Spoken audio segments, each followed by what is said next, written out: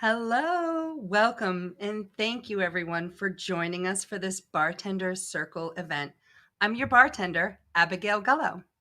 Bartender Circle is an open community of bartenders and those in the hospitality industry that collectively want to uplift each other through education, events, and peer support.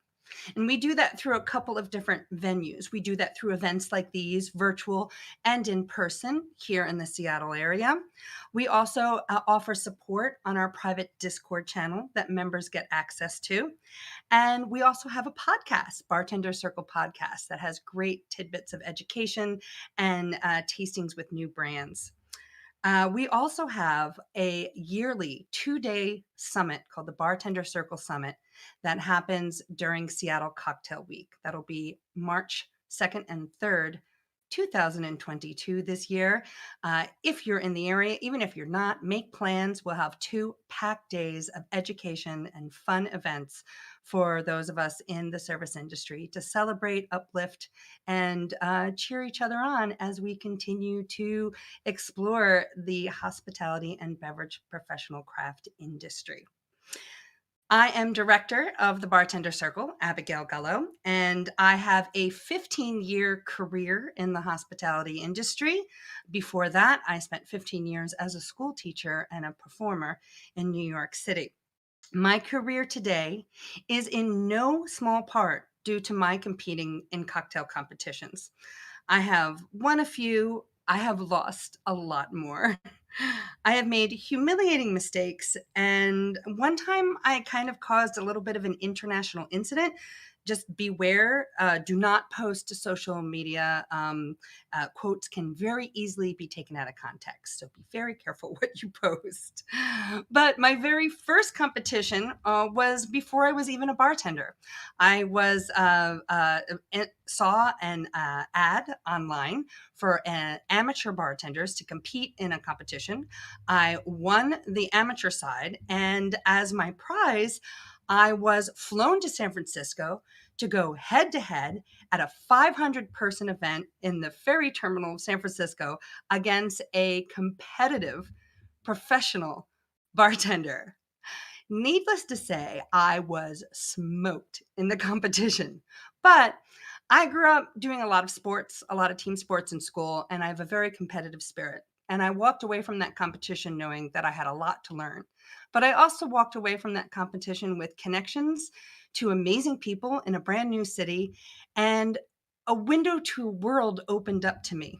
And that window was the hospitality career industry that I started around the turn of the 20th century. It was a very interesting time. Things were changing, and there was a lot of rebirth for the craft cocktail movement during that time, particularly in the city where I happen to be living in New York City. So brands started using competitions to kind of spread their word around. And I kind of ate up that knowledge and ate up that opportunity whenever I possibly could.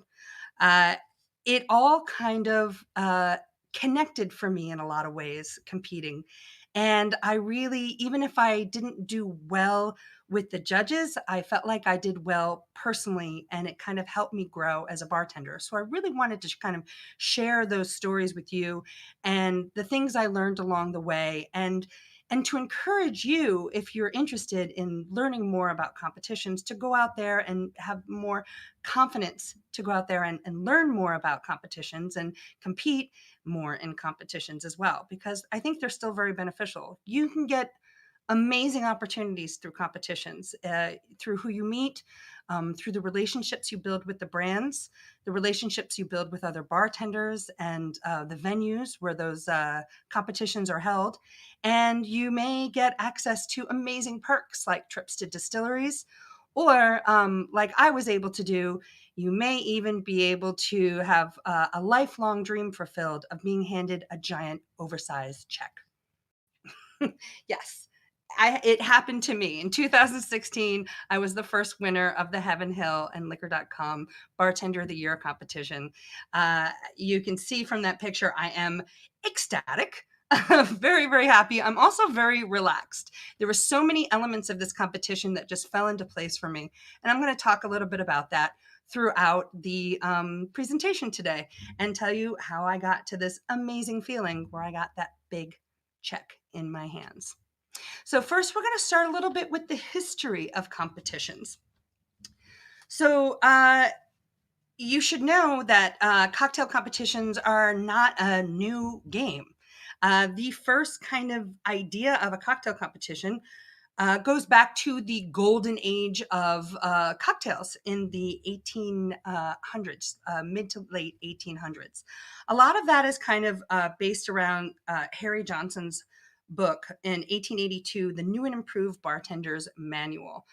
He's kind of our first celebrity mixologist, and that is exactly what they called themselves during this time, mixologists.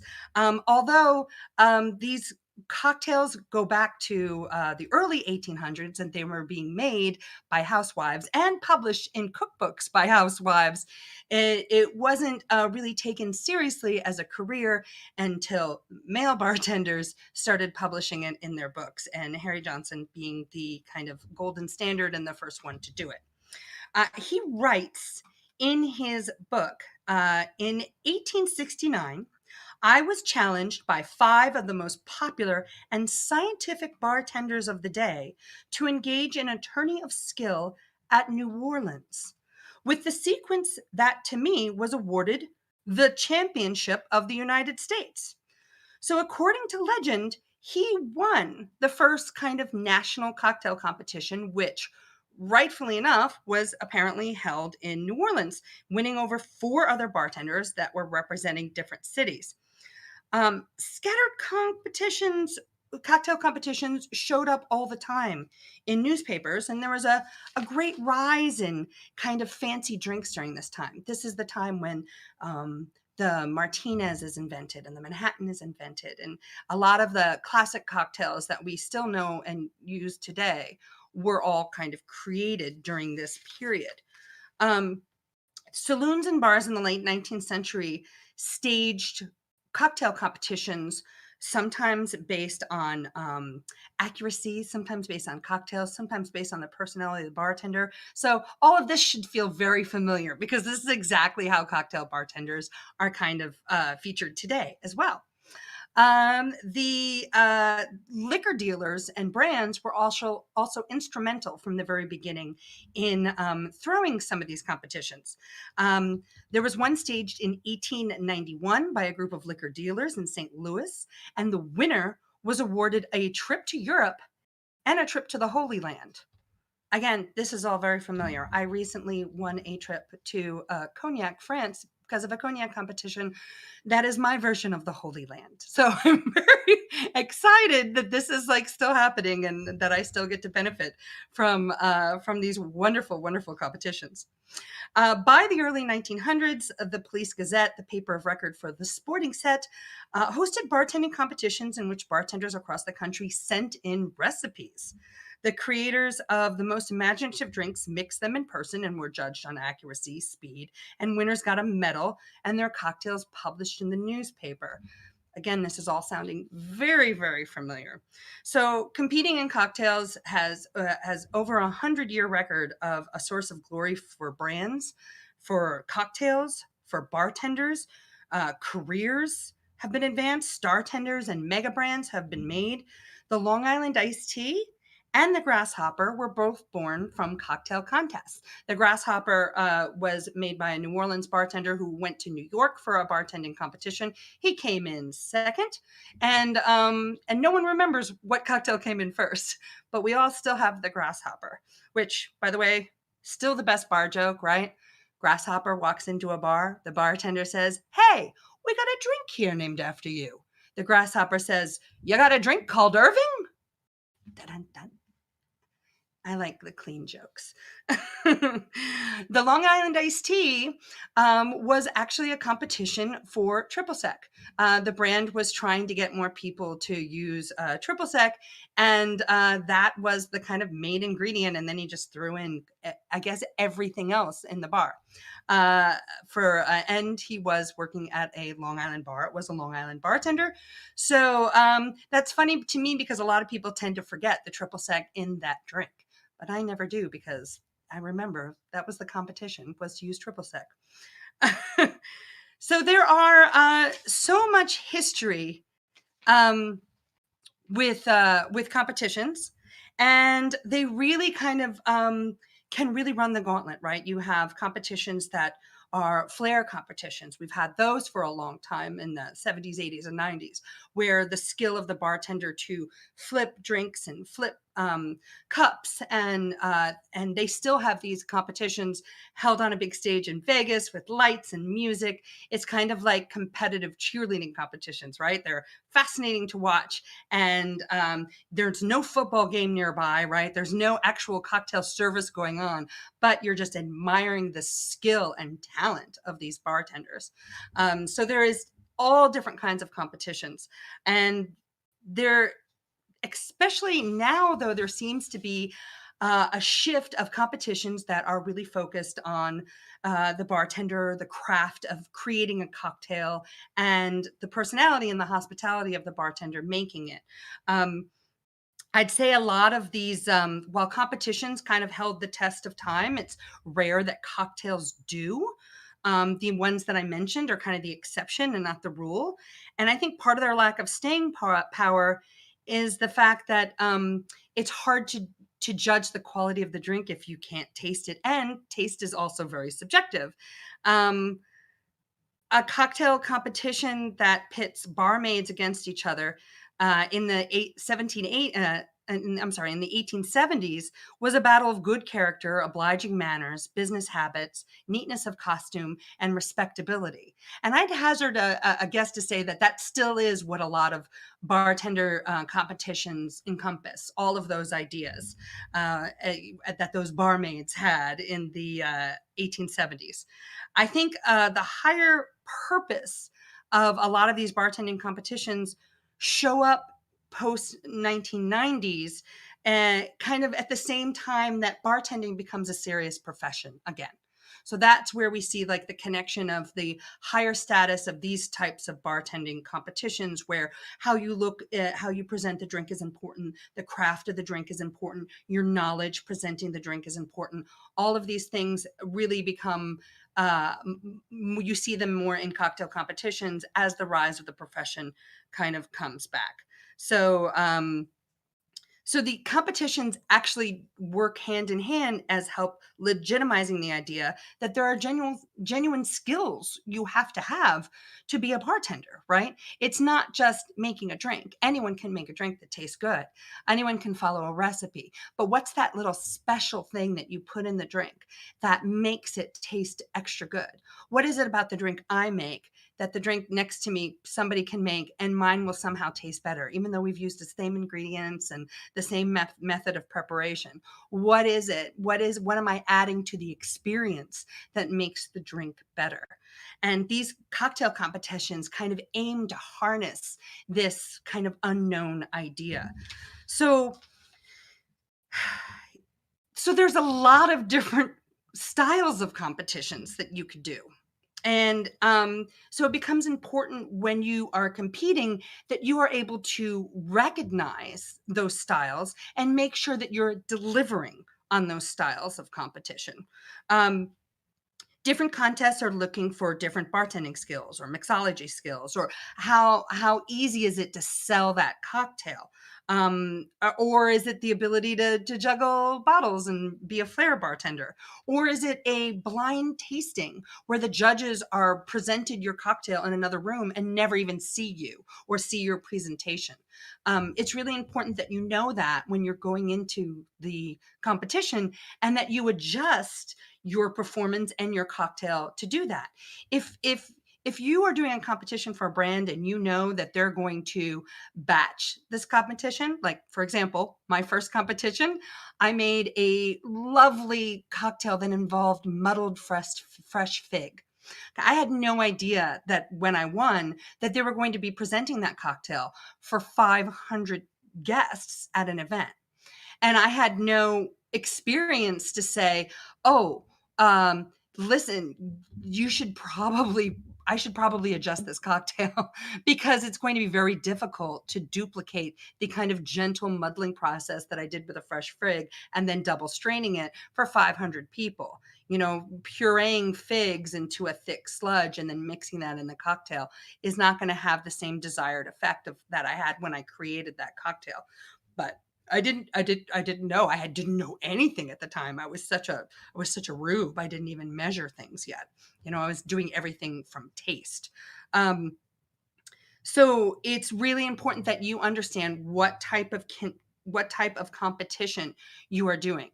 That means reading the instructions very carefully. Read those rules and regulations. Sometimes you have to click on, sometimes they're small print. You should follow them. That is really, really important when you are deciding to enter a competition. Make sure that your drink and your presentation fits the parameters of the competition. Really it seems like basic stuff, but you would be surprised how many people add too many ingredients or maybe add the wrong brands. Like know the brand that you're doing the competition for. If you're doing a competition for a certain brand, look at their portfolio, look at the other brands that they carry. And if you have a drink that maybe has a modifier, make sure that that modifier is in their portfolio. Don't use a competitor's modifier because that's not likely going to advance your cocktail or put you in good standing with the judges. Okay. You have to decide what kind of competition is right for you. I've never known a competition where bartenders competing aren't better off for it. But that doesn't mean that you should enter absolutely every competition. Really decide what is worth your time. I understand how we all work, right? We all work hourly, we work for tips. The time that it takes to compete or develop a cocktail sometimes can eat into your very valuable time. So consider that when you're competing. How much time am I going to put into this competition? How much are they asking of me? And do I have the ability to commit to that time to put into it? And and if it's as simple as submitting a recipe, then don't worry about that. You can always deal with it later. It's okay to reject later, to say, I don't have time to make it to the semifinals. Please select someone else. There's always someone waiting in the wing. And the opposite goes true too. If you submit a cocktail and you get a rejection, take time to just send an email back to say, thank you so much for your consideration. I'd love, should anyone fall through, or should you do any events and you require a bartender in the area, please consider me. Just that little reach out, just that little connection with the brand can really help you. And you never know when you might be able to fill a slot from a bartender who doesn't decide they have the time to commit to compete in that competition. The exchange of information that takes place between you and the brand should always be cordial, should always be respectful, and you should always be really receptive to listening to what their needs are. And sometimes they're not exactly clear about it, so you gotta suss it out. Maybe talk to other people who've competed in the past or people who've won in the past and ask them what they thought was the thing that really helped push them over the edge. Feel free to reach out to your bartending community. Like, that's what we're here for, right? Is to connect and support with each other. So Bartender Circle is a great place to do that, but you have all sorts of avenues to do that as well. The competition also can have really big ramifications on your career, and you should be prepared for that. If there is a trip involved, can you afford to take the time off to go on that trip? Are you able to get your shifts covered to get that trip? Sometimes it seems like it's a great benefit, but if it ends up costing you money, maybe that's not the best choice for you in that moment. Look at what you have to bring to the competition. There are a lot of competitions, sometimes locally, where they ask you to bring all your mixers. So, how much is that going to cost you? How many people do you have to make servings for? I have accidentally gotten talked into kind of working as an event bartender and bringing all of the costly ingredients of my cocktail myself in a competition where I ended up, not only did I end up losing money because I had to give up my shift to work it, but I also ended up losing a ton of money because I invested a whole bunch of money in bringing in these like expensive handcrafted mixers to go with it, and didn't realize I wasn't going to have support or reimbursement from the brand. So lesson learned, right? You'll only do that once before you realize, oh, I have to look at the rules and kind of connect with the brand a little bit more clearly to make sure that it's not a waste of my time and money. Um, be careful. Look into that. Really research that competition and make sure before you commit to it, before you say yes, I could commit to being here at this day and time, that you know what is expected of you as a competitor, because you can easily be led into working for free, which I don't approve of. You know, our time is very valuable, and yes, you get a lot out of cocktail competitions, and a lot of time it is worth it to take that time off, but sometimes it's not. And you really have to make sure that you're making that right decision for you and your career. If you're doing too many competitions and you're taking yourself away from your bar and your guests from too long a time, then you're not focusing on what's really important, which is making sure you're earning enough money to pay your rent. So be careful of that. That being said, providing you have the spare budget, you have the available man hours, don't let any competition stop you. The creation of your cocktail could be as simple as submitting a cocktail you already have on your list, or a cocktail you had on your list last year. It can be, maybe you're just tweaking a recipe a little bit to best highlight the branded spirit that you want to highlight. Maybe you're changing the proportions up a little bit. And you should trust your instinct when you're creating this as well. Make sure it's okay to go outside your comfort zone. If you're working with a spirit you're not familiar with, stick to basics, or stick to something you are comfortable with, and do a little tweak and see if it makes sense. If you are working at a Japanese fusion restaurant and you're familiar with Japanese spirits, and yet you're in a competition for maybe a Spanish spirit, well, do like a little twist, a little Asian twist on a Spanish cocktail. And so you feel comfortable in your comfort zone. That's really important, that you believe in your cocktail. Um, the uh, the cocktail is important, obviously, because it's your gateway. But in the end, it's also really not that important. Don't think too hard about it. Don't utilize too many man hours. Don't like tweak it. It's not like it's a cocktail that's going on your menu. This is a cocktail that you're throwing in your hat into the ring to try to get noticed. So it should be look different than the cocktails that you would put on your menu, because this is a very different kind of drink. Wayne Curtis has a beautiful quote on cocktail competition cocktails. He says, competition cocktails are the show dogs of the cocktail world, adorned with pom-pom haircuts, lollipop-colored ribbons. In the competition for real-world survival, they're no match for the surly mutts just outside the door. Thank you, Wayne. Wayne Curtis has been judge on many a cocktail competitions, and so I know he knows what he's talking about. These are kind of different cocktails in a lot of cases. Sometimes simple cocktails win, but there's little bits of flair if it's a especially beautiful garnish, or if it's a special kind of cocktail that has a great story, or a deep personal connection between you and the brand and the cocktail. These are all like things that you could really lean into, even in the most simple 3-ingredient cocktail. There has been times when I have worked so hard on a cocktail and tested it out and I don't even make it into the competition. And then there are other times when I've submitted a cocktail that, I'll be honest, never even tried before. Just knew, I had an idea that the cocktail was well balanced, would go together, and I just kind of threw it in to see how it would do.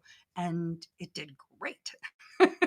Sometimes there's been in cocktail competitions where I realize I've done all this work presenting this cocktail and I've never actually tasted it. So, that's nerve wracking. Don't do that very often. I don't know why I do that. You need to take the time to make sure it tastes okay, but also don't get in your head about it. You know, if it was good enough to make it into the competition, put your faith behind that cocktail and instead do the work to be confident and present it in a confident manner with a good story and a good name. And you know that that cocktail is good. Trust yourself. You do this every day. You make cocktails. So trust yourself that it's going to be good, and try it out on people who maybe are not your friends, you know, who will really, or who are really a good friend and will tell you honestly if they think it's a good cocktail or not. A lot of people are going to like what you do. You do it for a living. It's your job. So you're going to make a good cocktail, but make sure you think about what kind of cocktail competition you're in, who you're making it for, and making sure that you're doing it with confidence and there's something special about that cocktail. If it's the garnish, if it's the story, is it the name, you're going to want to make it really, really special. So speaking of cocktails and how they make you feel, David Embry wrote a book called The Fine Art of Mixing Drinks. This book it's a little controversial today, but it is kind of one of those cocktail Bibles. For me personally, it taught me a lot about building flavors on classic cocktails. And he said, the well-made cocktail is one of the most gracious of drinks. It pleases the senses, the shared delight of those who partake in common. This refreshing nectar breaks the ice of formal reserve. Taut nerves relax, taut muscles relax, tired eyes brighten, tongues loosen, friendships deepen. The whole world becomes a better place in which to live. So never forget when you're competing that this is the power that you have. You have the power to create a beautiful, absolutely beautiful cocktail that could really brighten someone's day. You do it every day at work, and now you have to do it extra special for the judges. That is absolutely essential, right? You want to make sure that you are putting in the time, that this story has a deeper connection, that this cocktail has a deeper connection to you, to the judges, and that you're presenting it like a diamond in a beautiful box. So when you are coming up with this drink, you could workshop it, you could not, but you should practice your presentation probably more, spend much more time on that than you do actually making your drink. Every guest at your bar should be treated like a VIP, and that's exactly how you need to treat your competition drink. Every aspect of the cocktail is important. The name, the appearance, the garnish, the aroma, the taste, the glassware, the finish, the presentation, the technique. Competing in competitions reminds you of that. And that's really important, that you are not getting bogged down with, the daily grind of putting out cocktails, that you remember that there's art and craft to what you're doing every day behind the bar. So competing in a competition kind of can reset your brain and remind you why you do the work you do behind the bar and why you take such good pride of it. So it's really, and so it's because of this, I'm not personally a fan of blind judging. I believe that the bartender presence is a really important part of service, and it could really positively enhance the experience and even the impression and the taste of the drink. And this is So this is really important, and this is why a lot of cocktail competitions have that performance element. So this is where people get really nervous, right? You're behind the bar every night and you seem to have no problem, but all of a sudden you're in front of judges and your hand is shaking as you're pouring the liquor into the jigger and you drop things and it's very, very nerve-wracking. I've seen the most talented bartenders crumble under the pressure. I have done it myself. I have made terrible, terrible mistakes in the heat of the moment because I just get so caught up in myself and I get so nervous. So here is where some performance tips can help you. That is my degree. I have a college degree in theater. I was and still do perform, and I prefer to perform in a live situation like this. I prefer to do theater. The My favorite thing about theater is you get kind of this instant gratification in your connection with the audience, and you could practice and practice and practice and practice, and you do practice a lot. But when you go out there and you perform and you do well, there's nothing like it. The feeling is so great. And that's one of the reasons why I was really drawn to bartending. As my friend and amazing bartender, Kimberly Patton Bragg, said in New Orleans, I have finally found my nightly stage.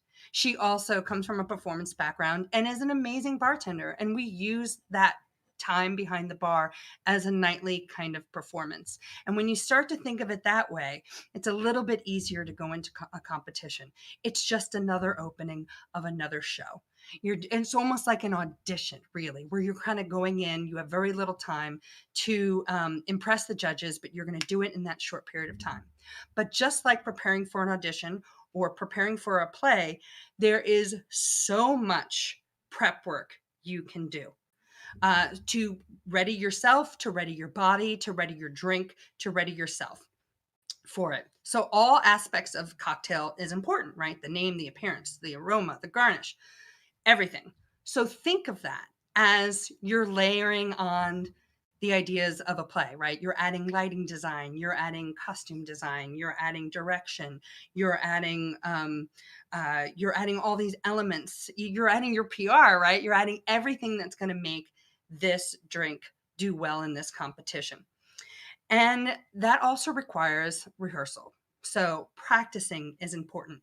Even if you're just practicing your introduction, your your welcome behind the bar, your welcome to the judges, your presentation of the cocktail and why you chose it, practice it. You don't practice it behind your bar when you're on shift. Practice it in your car and your commute on the way. Practice it while you're brushing your teeth. Give yourself a challenge and have your mind be somewhere else and practice this introduction and talking until you feel comfortable with that's not a problem. That's the easy part. That should be the easy part, right? Because it's just presenting the cocktail. Then the hard part that you need to practice is with your tools, making the drink look good. If there's a timing element, right, you have to be on time. If they give you 8 minutes to present a cocktail, you shouldn't prepare 8 minutes of material. Trust me, go well below that so you can have time for any mistakes that might be made, anything that you need to redo, to make sure you don't forget an ingredient. Oh, Lord have mercy. Do not forget the branded ingredient. I have seen that happen more than once during competitions. There's a reason why, if you're competing in IBS, the International Bartenders Guild, they have a very strict rule as to how you build the cocktail, and part of it is presenting the bottle of the brand of the main ingredient to the judges, and you'll get points off if you don't do that. So again, that goes back to researching who are your judges, what are they going to be looking for? How are the points awarded? What can you nail? What can you practice? If the biggest portion of the points awarded for the competition is presentation, you better work on that presentation. If the biggest portion is garnish, or if there's an unusually large part of garnish or taste, you better work on that part and make sure that drink tastes good. Make sure that garnish is good. You should Always, always, just a little tip. If you can, bring your own tools. Bring stuff that you're comfortable with. I competed in the very first speed rack competition, and I didn't even make it past the qualifiers because my tins got stuck together.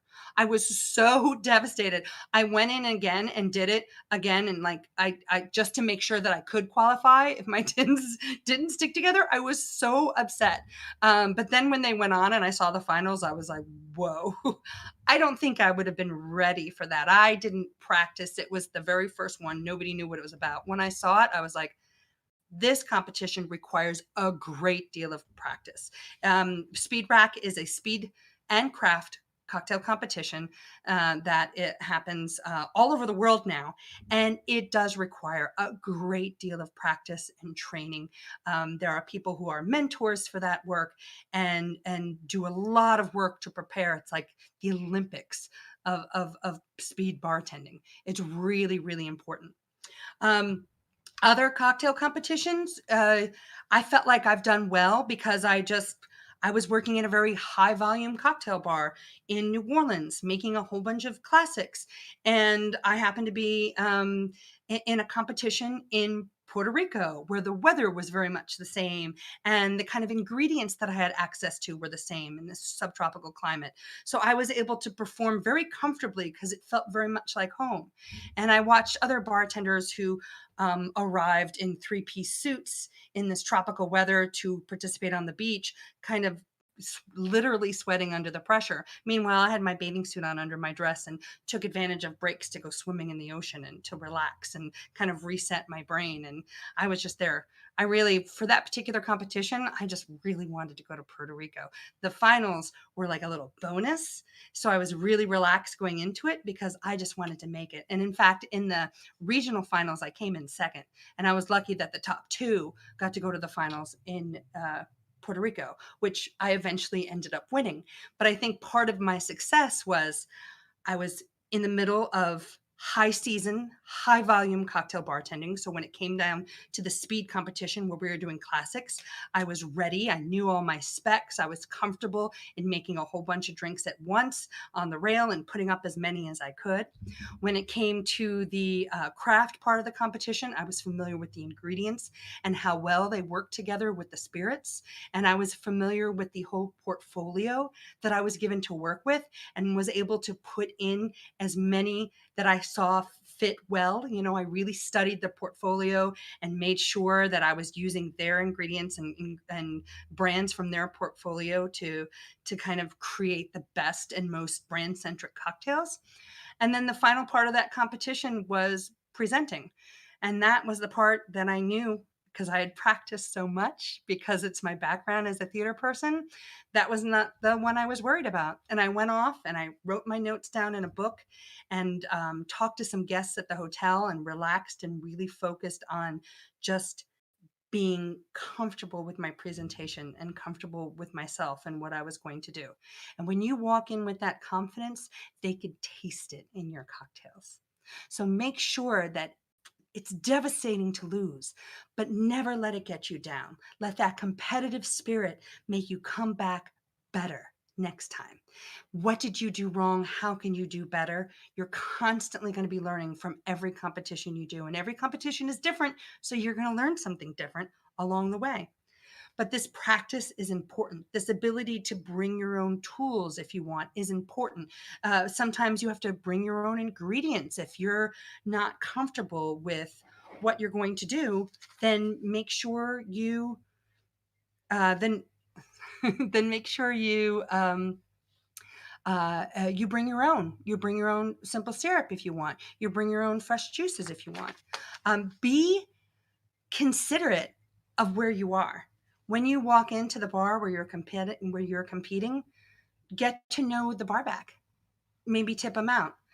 Get to know the other fellow bartenders. If you know the bar that you're going to be competing in, maybe show up if it's in your town.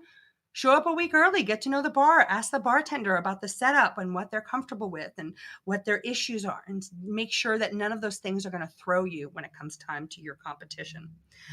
Also, when you come into your competition, make sure that you are competing, you're competing not from the moment you walk in, even before. Like I said, if you're going to this venue ahead of time, be kind to the bartender. Don't act like, well, I'm coming in to be a bartender next week and you should all worship me and I'm going to be part of this competition. Right? That's not going to set a good example. They're not going to be eager to help you. You want to be open and kind and be a good competitor and a good listener.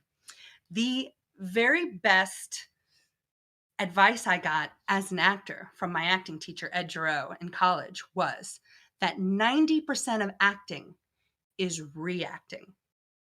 So if you're going to be reacting that much to things, it means you have to be a good listener. And I know, as bartenders, we are the best listeners, right? We call it bartender ears sometimes.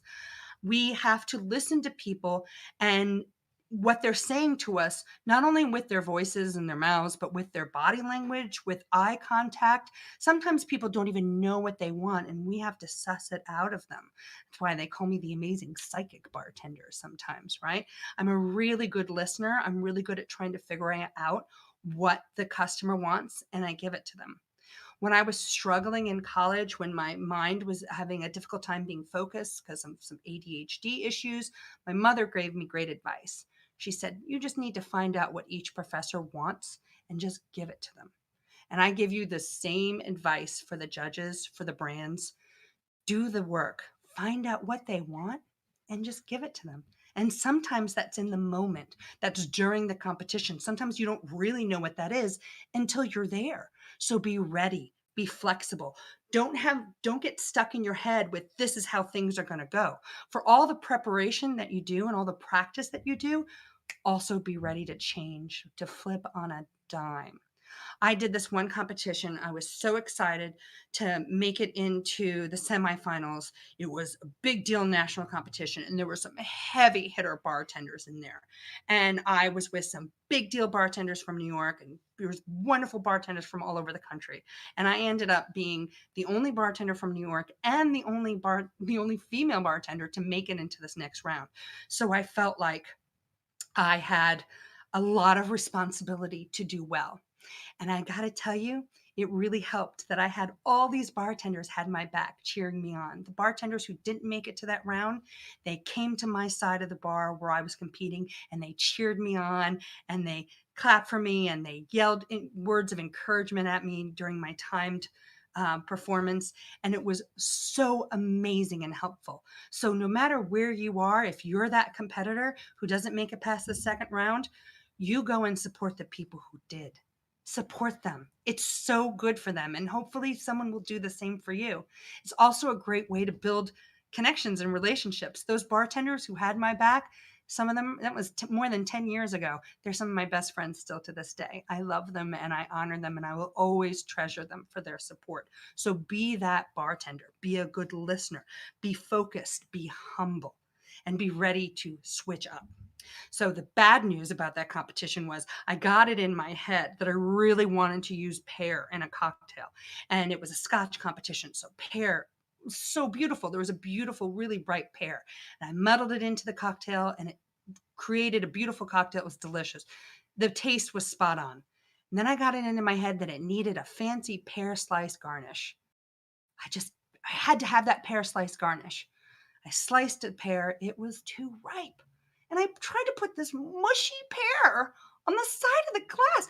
The time is ticking down. I'm trying to wipe the glass clean. I'm looking at it. It looks ridiculous.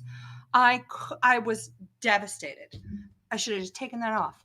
It's better to present it with no garnish than that nasty, sad pear garnish. Needless to say, I did not make it to the next round, and I'm positive it was that pear garnish. And it haunts me.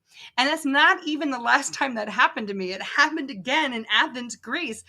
It was a glassware issue. So these things can come up, and if you're not ready to be um, be agile, to be able to improv, and to be able to make quick changes and do it with a positive note, then it's going to be difficult for you to succeed in a lot of competitions. So you don't all have to have theater degrees like I have. You could very simple go out and do more karaoke. You can do a Improv class, really cheap and easy. Wherever you are, improv classes are great. There's a technique called yes and that is a great kind of attitude to bring into a cocktail competition because it's filled with positivity and it's filled with progressing and continuing to tell your story no matter what things are kind of thrown in your way. So those are great ways that you could just prepare in general, sign up to do something that scares you. Open mic night if you play an instrument or sing. Live band karaoke is great for that as well. So you want to be able to stay loose and ready, and you also want to be able to jump in and help a competitor if need be. There was a competition once. It was a very serious one of those IBS competitions where we had to show the bottles, and then the drinks were taken away and judged in a room where the judges didn't even see you. And I was competing next to Chris Hanna from New Orleans. I was representing New York. It was a pina colada competition, and he was struggling with his blender. He couldn't get power for his blender, and this was a timed competition. The judges were at his table. I immediately jumped into action and ripped out my extension cord and plugged his in, replugged it in, turned it on, turned it off, got it working so he could finish the competition. I didn't even know him then. I admired him from afar, and I was so excited to be next to him in the competition, but I was too nervous to even talk to him. And then I was able to jump in and kind of save him during this competition. And now he's one of my best friends. I probably moved to New Orleans just so I could sit at his bar. I love him so much. So the relationships that you could develop at these competitions are so crazy valuable. Do not discount them. And do not, if you don't kind of come into a competition open to communication with your fellow competitors. You can be competitive. You can be too nervous to watch them compete, but try to support them where you can. Try to help them out. If you bring extra shaker tins and they need an extra shaker tin, be generous. Be generous with your time. Be generous with your products. You want to beat them at their best anyway, but you want to be your best. Be your best person. And that can really open you up to having amazing experiences. Even if you don't win a competition, be gracious, be thankful to the brand. Tell them that you're available to work events whenever they come into your town. Tell them to come visit you at your bar. This is all wonderful opportunities for you to help your brand, also your restaurant's brand, and help make a connection with the brand. Nerves. You're going to be nervous. We're all nervous. You're going to be nervous every time. I'm nervous every time. It doesn't matter. I was nervous before this. There are coping mechanisms that you can do to do nerves, to help you with your nerves. Me personally, I practice my first line. I practice it over and over again. I make sure it's clear. I make sure I feel good about it and comfortable about it. And once I get through that first line, I'm ready to go with the rest of the stuff. It kind of becomes automatic. Have a uniform that you wear so you feel comfortable. If it's for me, it became flowers in my hair, right? I was identifiable, and I had this uniform that I knew as soon as the flowers are in my hair, I'm ready to go. I started making necklaces. This is my little sherry decanter necklace. You better believe I wore this for every sherry competition I was in. Still hasn't got me a trip to sherry yet, but fingers crossed one day. Another coping mechanism that a lot of bartenders use, of course, is drinking. And I just want to put a warning here. It's not always a good look at a competition to be doing shots and drinking. I understand that maybe one shot might help you mellow out, but it's not always a good look. And please, again, remember, competitors are always being watched by people who work in brands, by other competitors, by other guests who are there. And any kind of behavior that looks a little bit outside of the norm, people are going to remember, and that could cost you a job down the line with the brand, or could cost you a competition down the line. You are, from the moment, if you're traveling to an event, from the moment you get off the plane or you take that taxi ride, you're part of the competition now. The competition is on. So make sure you are on competitive behavior. It's great to partake in a drink or a toast afterwards. It's amazing to celebrate and have a good time. But being fall down drunk is just never a good look at any occasion. We are in the business of making sure that we're taking care of people and that people aren't going into a state that might be dangerous. I mean, we are legally obliged here in Washington State. So it's really important that you are able to identify your limits in yourself and that you behave appropriately when it comes to the alcohol. Make sure you are a good loser. It's so hard. I know I get so mad.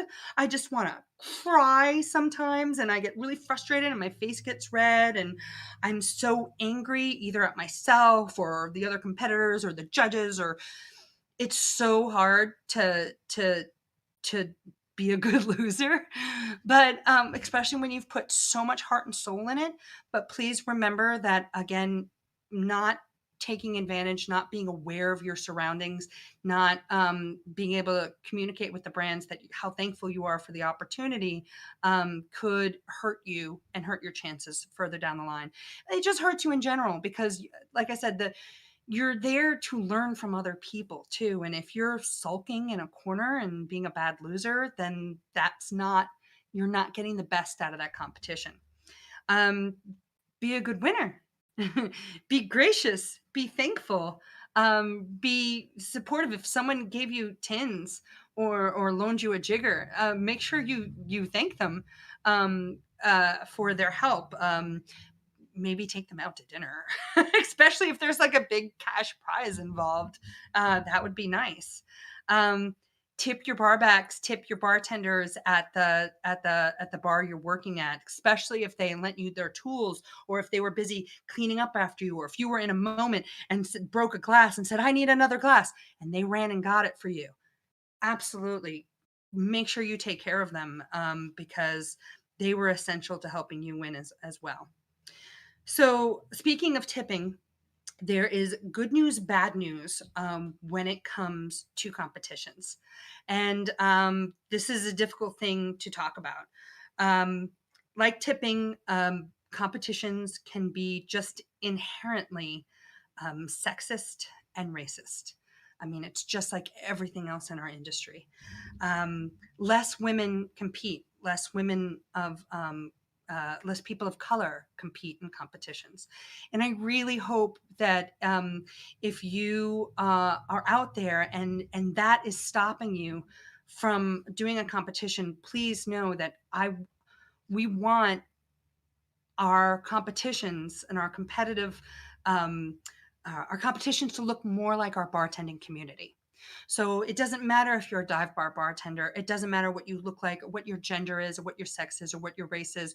We want you to represent us in these competitions. It's really, really important.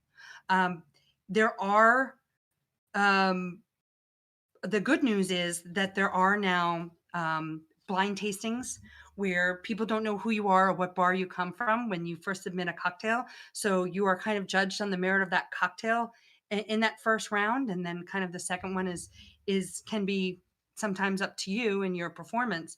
There is more. We're seeing more diversity on judging panels as well.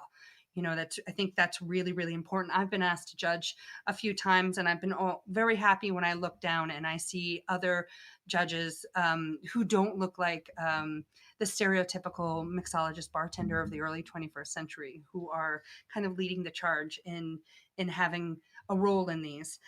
There are competitions specifically for women and people of color. Please seek those out and make them as big as Speed Rack, make them a big deal, because it's important that we get recognition from the community, because there are so many different kinds of bartenders, and there should be bartender competitions for every single one of them.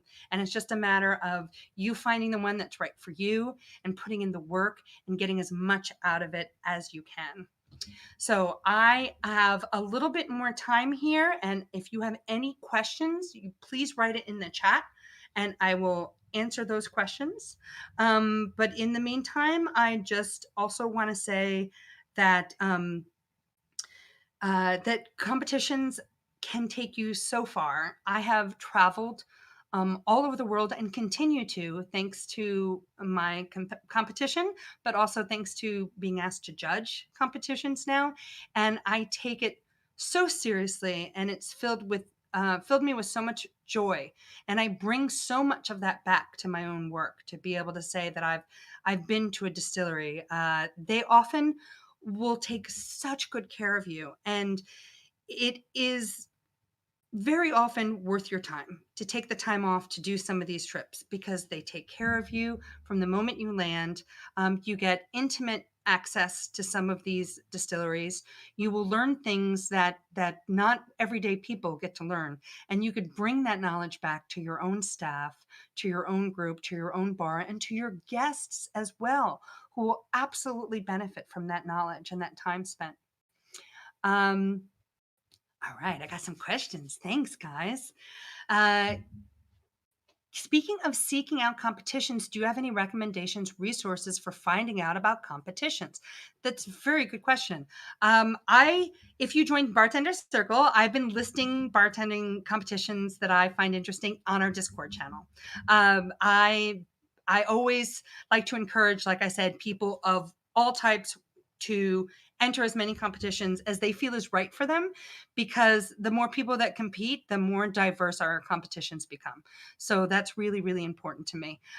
You can also look at groups like USPG. You could look at things like Seattle Cocktail Week, and Tails often have competitions that kind of go around with their groups. So make sure you have your finger on the pulse of the different cocktail weeks that happen around the country. Brands also have them. So if you don't mind putting your email on a list for brands, they will often send you information about brand competitions. There are big, major competitions that can have life-changing effects on you. Say the big ones are the Diageo World Class, Heaven Hills Bartender of the Year, Bombay's Most Imaginative Bartender. They are all various different levels of participation, of global work. So again, please do your research into them before you decide to compete, to make sure it's a good fit for you, to make sure you can invest the time in it. But also, it doesn't hurt to throw your hat in the ring. Find out like really what you have to do and make sure you hit that deadline. A lot of them have deadlines. It's really important for you to make sure you pay attention to that deadline and get on that. I hope that answers some of your questions. Um, Raven asks, what's your favorite competition to date and why? Well, gosh, I like the ones that required that I kind of feel like I got lucky at, like submitting a cocktail that I just knew was good and then instantly kind of winning. There was one competition where I wrote an essay about my love for Irish whiskey in Ireland, and I performed a story with a cocktail, and that got me a great trip. So that was always great. But obviously, ha- being handed a larger than life check for serious cash that had life changing. Like, I was already happy to get the trip to Puerto Rico, but being handed a check for cash had implications across my career and my personal life that were immeasurable. I was able to purchase my first home thanks to that cash money that I received at a cocktail competition, and that's huge. That's huge for me. It's it's very difficult to get ahead financially in this career for a lot of reasons. It's a bit of a challenge, and to have just that little bit of money to help give me a leg up and to give me a little cushion was really very, very important to my career. So I'd have to say, that was probably my favorite competition to date, because it really changed my life in a lot of ways. And then the next year I got to go back and judge. And that was amazing. And the people I've met through that have been really, really important to me. Mark mentions that clown or circus training helps. This is very true. A clown class, that should got to be easy. You guys should take a clown class. That sounds like fun. My gosh, can you imagine doing a clown routine as a mixologist bartender? I think that'd be great. That'd be really, I want to see that. Oh, thank you, Lawrence. This was all very helpful information. Colleen says, yeah, oh, the Jameson Global Bartenders Ball. Yes, that's right, Colleen. that was an amazing competition. That was wow. Yeah, that was huge. Speaking of like brands taking care of you, I can't imagine the effort and time. I've never been a part of something that was so well organized and yet like glorious chaos and fun. But at the same time, I felt so safe and so taken care of, and every step of the way. I mean, at one point, we have a private train from Cork to Dublin that was just full of bartenders. I mean, that's wild. I met at that opening night party, I met bartenders from Africa and Denmark and Belgium and Japan and Mexico and Canada. And these are people to this day that whenever I travel, I go, well, oh, wait, who did I meet at that global bartenders ball that I can go visit who lives near this city? You know, that continues to inspire me. And I miss all those wonderful people. Yes, we had amazing fun. Oh, thank you. I'm so glad you guys enjoyed this presentation. Thank you so much for your comments. I gotta say, thank you so much to Bartender Circle for producing this event. Please, if you have not signed up for Bartender Circle yet, go now. Membership is free. Go to bartendercircle.com, sign up. You'll get on our list so you won't miss events like this in the future. And you could also go to bartendercircle.com to see our podcast, to listen to our podcast episodes there that we have. And please clear your dates, March 2nd and 3rd, and get on over to the Pacific Northwest for Seattle Cocktail Week. We're going to have 2 days of amazing events and fun and good times all week long at Seattle Cocktail Week. But the 2 days for the Bartender Circle Summit is March 2nd and 3rd. Tickets are available already on bartendercircle.com. You can go to our events page to see the Bartender Circle Summit. We have amazing deals for Bartender Circle members, so it's really important that you guys become a member. And you can get on that Discord channel and chat with me, and we're going to start to have weekly chats on there. And I really want to connect again with my global bartending community. So everyone who is at Jameson Bartenders Ball, you better sign up so we could start chatting again on Discord and get together. And I want to make sure that if you already are a member of Bartender Circle, please tell like 4 or 5 friends who are in the industry about us and get them to sign up too, because the more diverse and the more global we are, the better suited we are to kind of connect with each other, support each other, and fill our lives with education and joy, because that's what I really like to do. Okay. Thank you so much. If you want to jump on the Discord afterwards, I'll be there to answer more questions or to chat with you. And I look forward to seeing you again soon. Cheers, y'all.